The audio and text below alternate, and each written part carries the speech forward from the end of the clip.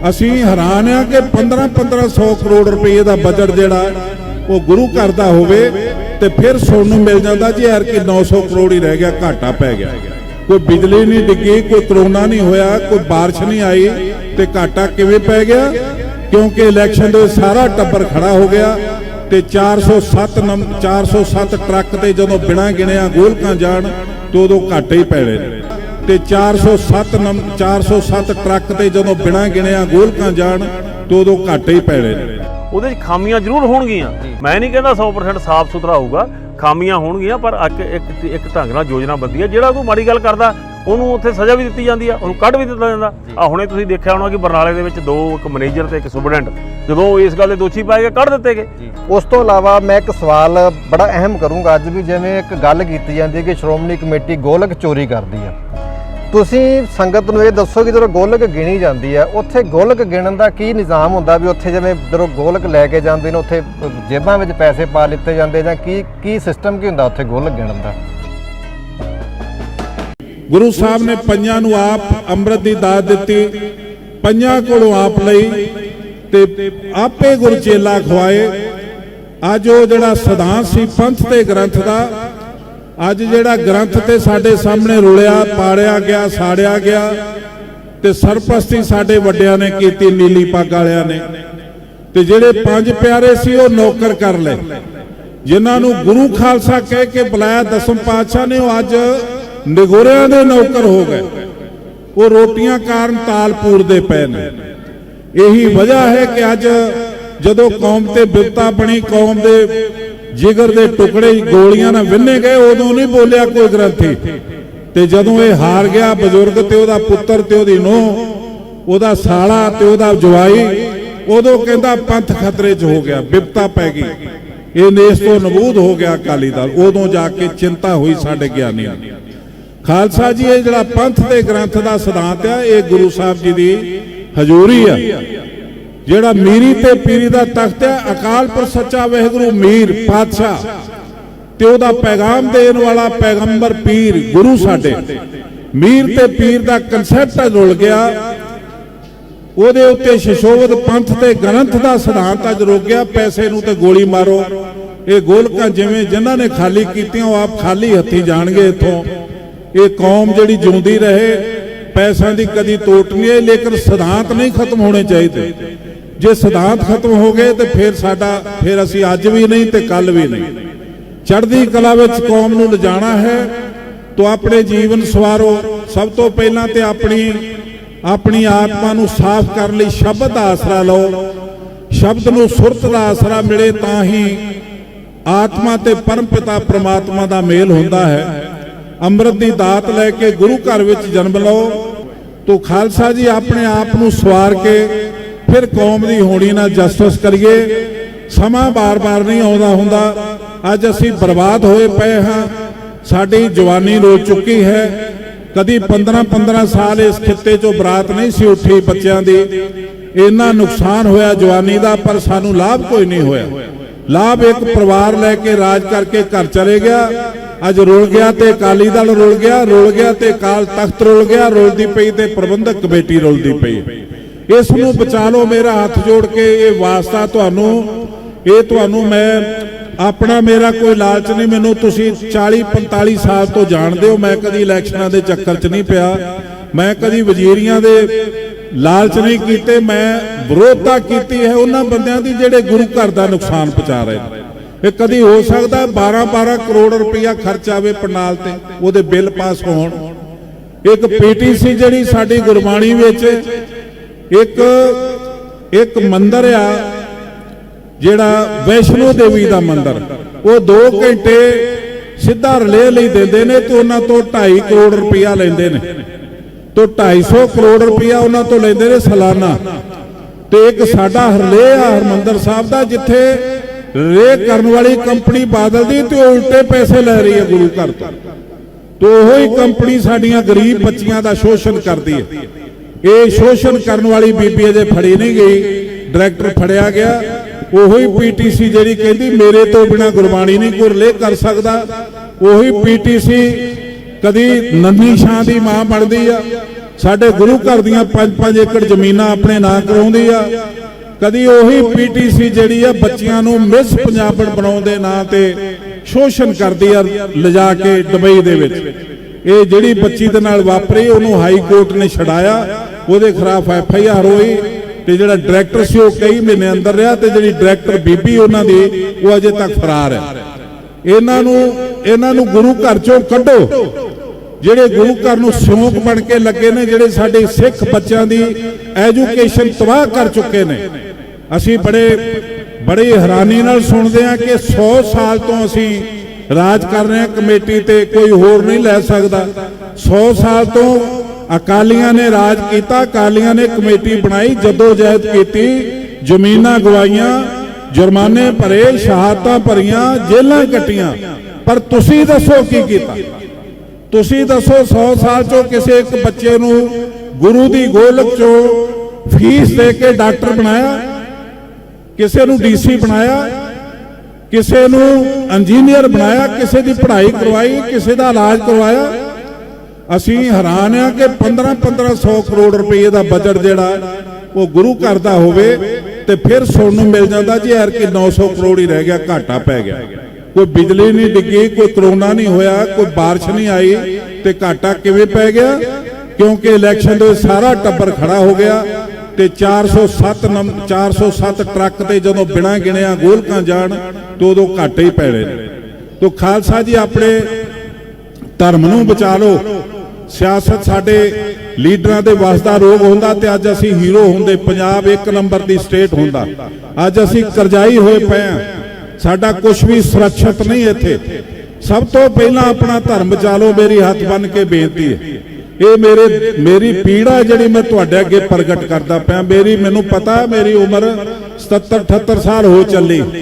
ਇਸ ਤੋਂ ਬਾਅਦ ਜ਼ਿੰਦਗੀ ਦਾ ਇੱਕ ਦਮ ਦਾ ਨਹੀਂ ਭਰੋਸਾ ਹੁੰਦਾ, ਭਰੋਸਾ ਤੇ ਬਚਪਨ 'ਚ ਹੀ ਨਹੀਂ ਹੁੰਦਾ। ਪਰ ਇਸ ਉਮਰ ਤੋਂ ਬਾਅਦ ਤੇ ਲੱਗਦਾ ਹੈ ਕਿ 5 ਨਹੀਂ ਤੇ 7 ਸਾਲ, ਇਹ 5-7 ਸਾਲਾਂ 'ਚ ਮੈਂ ਤੁਹਾਨੂੰ ਤੁਹਾਡਾ ਲੁੱਟ ਨਹੀਂ ਸਕਦਾ।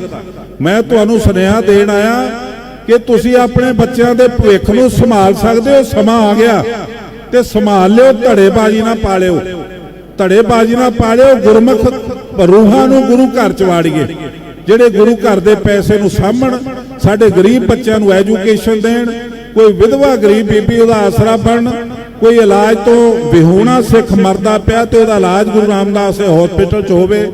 ਮੈਂ ਹੈਰਾਨ ਆ, ਇੱਥੇ DAV ਕਾਲਜ ਚੱਲਦੇ ਪਏ ਨੇ, DAV ਸਕੂਲ ਚੱਲਦੇ ਪਏ ਨੇ, ਘਾਟੇ ਚ ਨਹੀਂ ਗਏ, ਬੱਚਿਆਂ ਦੀ ਗਿਣਤੀ ਪੂਰੀ ਆ। ਇੱਥੇ ਕ੍ਰਿਸਚਨਾਂ ਦੇ ਸਕੂਲ ਚੱਲਦੇ ਪਏ ਨੇ, ਕ੍ਰਿਸਚਨਾਂ ਦੇ ਕਾਲਜ ਚੱਲਦੇ ਪਏ ਨੇ, ਕ੍ਰਿਸਚਨਾਂ ਦਾ DMC, ਆਰੀਆ ਸਮਾਜੀਆਂ ਦਾ CMC ਕ੍ਰਿਸਚਨਾਂ ਦਾ ਚੱਲਦਾ ਪਿਆ। ਪਰ ਸਾਡਾ ਗੁਰੂ ਰਾਮਦਾਸ ਹਸਪੀਟਲ ਜਿਹੜਾ ਕਿਸ ਤਰੀਕੇ ਨਾਲ ਚੱਲਦਾ ਪਿਆ ਤੁਸੀਂ ਦੇਖ ਰਹੇ। ਇੱਥੇ ਰਾਧਾ ਸੁਆਮੀਆਂ ਦੇ ਨੰਬਰ ਲੈ ਗਏ ਹਸਪੀਟਲ ਵਾਲੇ, ਨਾਮਧਾਰੀਏ ਲੈ ਗਏ ਪੋਲੋ ਬਣਾ ਕੇ। ਸਾਡੇ ਪੱਲੇ ਕਿਉਂ ਨਹੀਂ ਕੁਝ ਪੈਂਦਾ? ਤੋਂ ਅਸੀਂ ਦੇਖਦੇ ਹਾਂ ਜਿਹੜੀ ਵੈਸ਼ਨੋ ਦੇਵੀ ਦਾ ਟਰਸਟ ਆ, ਉਹ ਜੰਮੂ ਕਸ਼ਮੀਰ ਦੀ ਸਰਕਾਰ ਨੂੰ ਲੋਨ ਦਿੰਦਾ ਤੇ ਸਾਡੇ ਅੱਜ ਹਾਲਾਤ ਇਹ ਨੇ ਕਿ 30-30 ਲੱਖ ਰੁਪਇਆ ਸਾਡੇ ਪ੍ਰੋਫੈਸਰਾਂ ਦਾ ਜਮ੍ਹਾਂ ਹੋਇਆ ਪਿਆ, ਉਹਨਾਂ ਨੂੰ ਤਨਖਾਹਾਂ ਨਹੀਂ ਦਿੱਤੀਆਂ ਜਾ ਰਹੀਆਂ। ਦਿੱਲੀ ਕਮੇਟੀ 'ਚ 150 ਕਰੋੜ ਰੁਪਇਆ ਜਮ੍ਹਾਂ ਹੋਇਆ, ਜਿਹੜੇ ਟੀਚਰ ਨੇ ਸੜਕਾਂ ਤੇ ਨੇ। ਸਾਡਾ ਬੇੜਾ ਗਰਕ ਕਰ ਦਿੱਤਾ ਇਹਨਾਂ ਇਸ ਟੱਬਰ ਨੇ। ਇਹ ਮੇਰੀ ਹੱਥ ਬੰਨ੍ਹ ਕੇ ਬੇਨਤੀ ਹੈ, ਸਮਾਂ ਆ ਗਿਆ, ਤੁਸੀਂ ਆਪਣੇ ਆਪ ਨੂੰ ਸੰਭਾਲੋ, ਆਪਣੇ ਆਪ ਨੂੰ ਧੜਿਆਂ ਤੋਂ ਵੱਖ ਕਰਕੇ ਧਰਮ ਦੀ ਗੱਲ ਪਹਿਲਾਂ ਕਰੋ। ਧਰਮ ਨੂੰ ਸੰਭਾਲਣ ਲਈ ਮੈਂ ਤੁਹਾਨੂੰ ਵਚਨ ਦੇਣਾ, ਗੁਰੂ ਚਰਨਾਂ 'ਚ ਤੁਸੀਂ ਧਰਮ ਦੀ ਵੋਟ ਮੇਰੇ ਨਾਂ ਤੇ ਮੈਨੂੰ ਦੇ ਦਿਓ। ਪੰਥਕ ਅਕਾਲੀ ਲਹਿਰ ਅਸੀਂ ਬਣਾਈ ਆ, 4-5 ਸਾਲ ਤੋਂ ਮੈਂ ਪਿੰਡ ਜਾ ਰਿਹਾ। ਪੰਥਕ ਅਕਾਲੀ ਲਹਿਰ ਨੂੰ ਇੱਕ ਧਰਮ ਦੀ ਵੋਟ ਦੇ ਦਿਓ। ਮੈਂ ਤੁਹਾਨੂੰ ਗੁਰੂ ਨਾਨਕ ਦੇ ਚਰਨਾਂ 'ਚ ਕਹਿ ਕੇ ਖਲੋ ਕੇ ਗੁਰੂ ਗ੍ਰੰਥ ਸਾਹਿਬ ਦੀ ਹਜ਼ੂਰੀ 'ਚ ਵਚਨ ਕਰਦਾ ਕਿ ਉੱਥੇ ਰਾਜਨੀਤੀ ਨਹੀਂ ਕਰੂੰਗਾ, ਨਾ ਕਰਨ ਦਊਂਗਾ ਕਿਸੇ ਨੂੰ। ਧਰਮ ਦੀ ਗੱਲ ਹੋਊਗੀ, ਗੁਰੂ ਦੇ ਧਰਮ ਦਾ ਪ੍ਰਚਾਰ ਹੋਊਗਾ। ਗੁਰੂ ਦੀਆਂ ਗੋਲਕਾਂ ਬੱਚਿਆਂ ਦੀ ਐਜੂਕੇਸ਼ਨ ਤੇ ਲੱਗਣਗੀਆਂ, ਗੁਰੂ ਦੀ ਗੋਲਕ ਯਤੀਮਾਂ ਤੇ ਲੱਗੂਗੀ, ਬੇਸਹਾਰਾ ਇਲਾਜ ਵਾਲਿਆਂ ਤੇ ਲੱਗੂਗੀ। ਸਾਡੇ ਗੁਰੂ ਘਰ ਦੇ ਵਿੱਚ ਜਿਹੜੇ ਗੁਰੂ ਨਾਨਕ ਦੀ ਸੱਚੀ ਸਰਕਾਰ ਦਾ ਮੁਕਾਬਲਾ ਕੋਈ ਨਹੀਂ ਕਰਦੀ। ਇੰਨਾ ਪੈਸਾ ਗੁਰੂ ਘਰ ਚ ਆਉਂਦਾ ਪਰ ਰਾਜਨੀਤੀ ਦੀ ਭੇਟ ਚੜ ਜਾਂਦਾ। ਰਾਜਨੀਤੀ ਵੀ ਅੱਜ ਸਾਡੀ ਖੂਹ ਚ ਪਈ ਹੋਈ ਹੈ। ਅੱਜ ਸਾਡੇ ਤੁਸੀਂ ਦੇਖੋ ਜਿੰਨੇ ਵੀ DC ਨੇ, ਕੋਈ ਯਾਦਵ, ਕੋਈ ਬਿਹਾਰ ਦਾ, ਸਾਡਾ ਚੀਫ ਸੈਕਟਰੀ ਸਾਊਥ ਇੰਡੀਆ ਦਾ ਸਾਡੇ ਲੀਡਰ ਜਿਹੜੇ ਉਹ ਦਿੱਲੀ ਤੋਂ ਆ ਗਏ। ਸਾਡੇ ਇੱਥੋਂ ਦੇ ਜਿਹੜੇ ਹਾਲਾਤ ਨੇ ਅਕਾਲੀ ਦਲ ਦੇ, ਉਹ ਦੇਖੋ ਸਾਨੂੰ ਕਿੱਥੇ ਪਹੁੰਚਾਤਾ ਇੱਕ ਟੱਬਰ ਨੇ, ਪਰ ਖਹਿੜਾ ਹਾਲੇ ਨਹੀਂ ਛੱਡਦੇ ਪਏ। ਅਕਾਲ ਪੁਰਖ ਸੱਚੇ ਵਾਹਿਗੁਰੂ ਕਿਰਪਾ ਕਰੇ। ਬਾਬਾ ਸੀਚੇਵਾਲ ਜੀ ਨੂੰ ਵਧਾਈ ਦਿੰਦੇ, ਉਹ ਰਾਜ ਸਭਾ ਦੇ ਮੈਂਬਰ ਬਣੇ। ਮੈਂ ਇਹਨਾਂ ਨੂੰ ਬੇਨਤੀ ਕਰਦਾ ਕਿ ਜੇ ਰਾਜ ਸਭਾ 'ਚ ਗਏ ਹੋ ਤੇ ਸੈਂਟਰ ਸਰਕਾਰ ਤੇ ਵੀ ਜ਼ੋਰ ਪਾਓ, ਪੰਜਾਬ ਸਰਕਾਰ ਤੇ ਵੀ ਜ਼ੋਰ ਪਾਓ। ਸਾਡੇ ਇਲੈਕਸ਼ਨ ਕਿਉਂ ਨਹੀਂ ਹੁੰਦੇ? 5 ਸਾਲ ਤੋਂ ਵੱਧ ਕਦੀ 5 ਮਿੰਟ ਨਹੀਂ ਨਿਕਲੇ ਰਾਜ ਸਭਾ, ਵਿਧਾਨ ਸਭਾ, ਲੋਕ ਸਭਾ ਨੂੰ, ਪਰ ਸਾਡੀ ਇਹ ਪ੍ਰਬੰਧਕ ਕਮੇਟੀ ਦੇ 12 ਸਾਲ ਤੋਂ ਇਲੈਕਸ਼ਨ ਕਿਉਂ ਨਹੀਂ ਹੋ ਰਹੇ? ਸਾਡੀ ਕੌਮ ਨੂੰ ਤੁਸੀਂ ਸਰਕਾਰਾਂ ਜਿਹੜੀਆਂ ਨੇ ਆਪਣੇ ਕੋਲ ਗੁਲਾਮ ਰੱਖਣ ਲਈ ਇਹ ਇਲੈਕਸ਼ਨ ਆਪਣੇ ਕੋਲ ਰੱਖੇ ਨੇ। ਜਦੋਂ ਜੀ ਚਾਹੇ ਉਦੋਂ ਕਰਾਓ, ਜਦੋਂ ਉਹਨਾਂ ਦਾ ਪਿਆਦਾ ਜਿੱਤਦਾ ਹੋਵੇ ਉਦੋਂ ਇਲੈਕਸ਼ਨ ਕਰਾਓ। ਇਹ ਕੀ ਵਜ੍ਹਾ? ਤੁਸੀਂ ਦਿੱਲੀ 'ਚ ਜਾ ਰਹੇ ਹੋ, ਦਿੱਲੀ ਦੀ ਵਿਧਾਨ ਰਾਜ ਸਭਾ ਦੇ ਵਿੱਚ ਬੈਠ ਕੇ ਆਵਾਜ਼, ਉੱਚੀ ਆਵਾਜ਼ ਕੱਢ ਕੇ ਬੁਲੰਦ ਕਰਕੇ ਕਹੋ ਵੀ ਇਲੈਕਸ਼ਨ ਕਰਾਓ। ਬੰਦੇ ਦੇ ਪੁੱਤ ਬਣ ਕੇ ਸਿੱਖਾਂ ਨਾਲ ਮਜ਼ਾਕ ਨਾ ਕਰੋ। ਇਹ ਸਿੱਖਾਂ ਦੀ ਬਹੁਤ ਵੱਡੀ ਪਾਰਲੀਮੈਂਟ ਆ, ਸਿੱਖਾਂ ਦੀ ਸਰਕਾਰ ਆ, ਜਿਹੜੀ ਸਰਕਾਰ ਦੇ ਵਿੱਚ ਸਾਨੂੰ ਅਸੀਂ ਆਪਣੇ ਹੋਣੀ ਦੇ ਨਾਲ ਜਸਟਿਸ ਕਰ ਸਕਦੇ ਹਾਂ।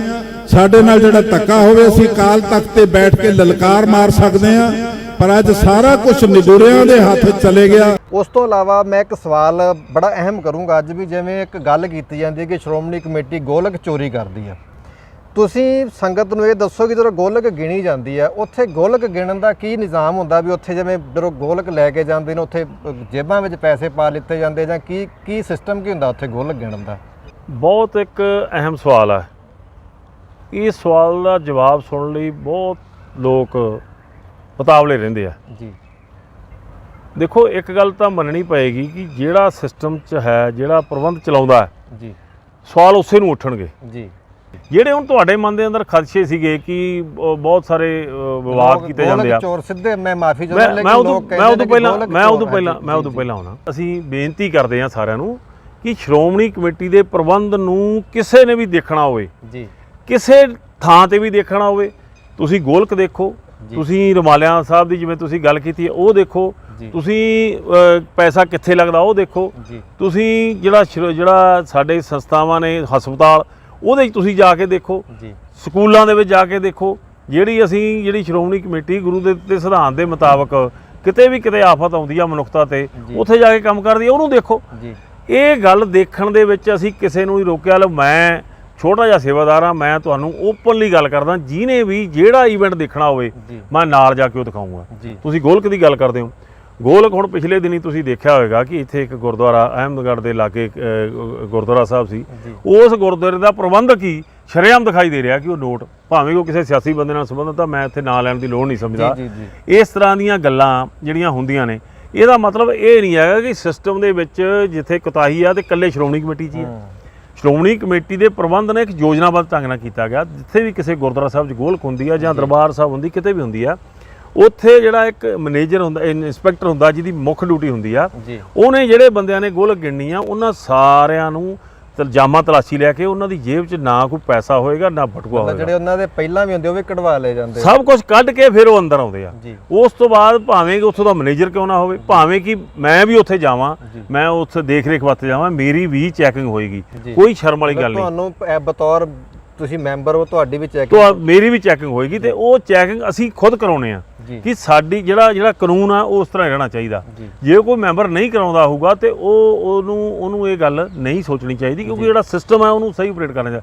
ਜਦੋਂ ਗੋਲਕ ਗਿਣੀ ਜਾਂਦੀ ਆ, ਉਹ ਗੋਲਕ ਦੇ ਉੱਤੇ ਜਿਹੜੇ CCTV ਕੈਮਰੇ ਲੱਗੇ ਹੁੰਦੇ ਆ, ਉਹਦੀ ਬਕਾਇਦਾ ਰਿਕਾਰਡਿੰਗ ਹੁੰਦੀ ਆ।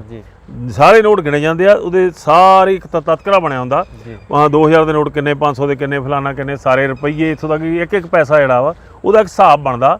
ਉਹ ਹਿਸਾਬ ਜਿਹੜਾ ਵਾ ਉਹ ਉੱਥੇ ਸਾਈਨ ਹੁੰਦੇ ਨੇ, ਮੈਨੇਜਰ ਦੇ ਹੁੰਦੇ ਨੇ, ਇੰਸਪੈਕਟਰ ਉਹਦੇ ਹੁੰਦੇ ਨੇ, ਜਿਹੜਾ ਸ਼੍ਰੋਮਣੀ ਕਮੇਟੀ ਦਾ ਮੈਂਬਰ ਆ ਉਹਦੇ ਹੁੰਦੇ ਨੇ, ਉਹਦੇ ਸਾਹਮਣੇ ਸਾਰਾ ਕੁਝ ਹੁੰਦਾ। ਸੋ ਇਹ ਗੱਲਾਂ ਕਹਿਣ ਦੀਆਂ ਨੇ, ਗੋਲਕ ਚੋਰ ਨੇ। ਗੋਲਕ ਚੋਰ ਦਾ ਕਹਿਣਾ ਬੜਾ ਸੌਖਾ, ਪਰ ਇਹ ਜਾ ਕੇ ਦੇਖੋ। ਅਸੀਂ ਸਾਰਿਆਂ ਨੂੰ, ਜਿਨ੍ਹਾਂ ਦੇ ਮਨ ਦੇ ਵਿੱਚ ਸ਼ੰਕਾ ਵਾ, ਜਿਨ੍ਹਾਂ ਨੇ ਮਿੱਥ ਕੇ ਜਾਣ ਬੁੱਝ ਕੇ ਬਦਨਾਮ ਕਰਨ ਦੀ ਗੱਲ ਕੀਤੀ ਆ, ਉਹਨਾਂ ਦਾ ਤਾਂ ਕੋਈ ਹੱਲ ਨਹੀਂ। ਪਰ ਸੰਗਤ ਕਿਸੇ ਵੀ ਤਰ੍ਹਾਂ ਦੇਖਣਾ ਚਾਹੁੰਦੀ ਆ ਪ੍ਰਬੰਧ ਨੂੰ, ਫਿਰ ਮੈਂ ਇੱਕ ਬੇਨਤੀ ਇਹ ਕਰਦਾ ਕਿ ਕਦੇ ਇਹ ਗੱਲ ਦੇਖੀ ਆ ਵੀ ਸ਼੍ਰੋਮਣੀ ਕਮੇਟੀ ਦਾ ਪ੍ਰਬੰਧ ਕਿੰਨਾ ਚੰਗਾ। ਹੁਣ ਤੁਸੀਂ ਦੇਖੋ ਕਿ ਇਸ ਦੁਨੀਆ ਦੇ ਵਿੱਚ ਇਹ ਪਹਿਲਾ ਸਥਾਨ ਹੈ ਦਰਬਾਰ ਸਾਹਿਬ ਦਾ, ਜਿੱਥੇ ਸਭ ਤੋਂ ਵੱਧ ਸ਼ਰਧਾਲੂ ਮੱਥਾ ਟੇਕਦੇ ਆ। ਬਿਲਕੁਲ, ਇਹ ਮੈਂ ਵਾਰਡ ਦੇ ਮਥਾਜ ਨਹੀਂ ਕਹਿੰਦਾ ਵਾ ਇਹ ਅੰਮ੍ਰਿਤਸਰ ਸਾਹਿਬ ਨੂੰ ਸਾਹਮਣੇ ਹੈ ਜੀ। ਉਹ ਇਹ ਗਿਣਤੀ ਹੈ ਕਿ ਸਭ ਤੋਂ ਵੱਧ ਸ਼ਰਧਾਲੂ ਜਿਹੜੇ ਆ ਉੱਥੇ ਮੱਥਾ ਟੇਕਦੇ ਨੇ। ਉਹਨਾਂ ਨੂੰ ਉੱਥੇ ਮੱਥਾ ਟਿਕਾਉਣਾ, ਉਹਨਾਂ ਦੇ ਵਿੱਚ ਸਫਾਈ ਦੇਖੋ, ਦਰਬਾਰ ਸਾਹਿਬ ਨੂੰ ਸਫਾਈ ਦੇ ਤੌਰ ਤੇ ਵੀ ਕਿੱਡਾ ਵੱਡਾ ਮਿਲਿਆ, ਭਾਵੇਂ ਸੰਗਤ ਵੀ ਕਰਦੀ ਆ ਪਰ ਉਹਦੇ 'ਚ ਜਿਹੜੀ ਸ਼੍ਰੋਮਣੀ ਕਮੇਟੀ ਉਹਦੀ ਕਰਦੀ ਹੈ। ਫਿਰ ਦੇਖੋ ਲੰਗਰ ਕਿੱਡਾ ਵੱਡਾ। ਇਹੋ ਜਿਹੀਆਂ ਗੱਲਾਂ ਨੂੰ ਤਾਂ ਅਸੀਂ ਕਦੇ ਸੋਚਦੇ ਨਹੀਂ ਵੀ ਕੀ ਇਹ ਸ਼੍ਰੋਮਣੀ ਕਮੇਟੀ ਜਿਹੜਾ ਇਹ ਕੁਝ ਕਰਦੀ ਆ ਜਿਹਦੇ ਨਾਲ ਸਾਡਾ ਮਾਣ ਵੱਧਦਾ। ਹੁਣ ਮੈਂ ਨਹੀਂ ਇਹ ਗੱਲ ਕਰਦਾ ਕਿ ਕਦੇ ਵੀ ਇੰਨੀ ਵੱਡੀ ਗਿਣਤੀ ਵਿੱਚ ਲੱਖਾਂ ਸੰਗਤ ਉੱਥੇ ਆਉਣ ਤੇ ਅੱਜ ਤੱਕ ਕਦੇ ਸੁਣਿਆ ਕਿ ਉੱਥੇ ਭਗਦੜ ਮੱਚੀ ਹੋਵੇ। ਜੇ ਇਹ ਚੀਜ਼ਾਂ ਨਹੀਂ, ਇਹਦਾ ਮਤਲਬ ਵੀ ਪ੍ਰਬੰਧ ਚੱਲ ਰਿਹਾ ਉੱਥੇ। ਸੋ ਇਹ ਬਹੁਤ ਸਾਰੀਆਂ ਗੱਲਾਂ ਨੇ। ਜਿੱਡਾ ਵੱਡਾ ਪ੍ਰਬੰਧ ਹੁੰਦਾ ਉਹਦੇ 'ਚ ਖਾਮੀਆਂ ਜ਼ਰੂਰ ਹੋਣਗੀਆਂ।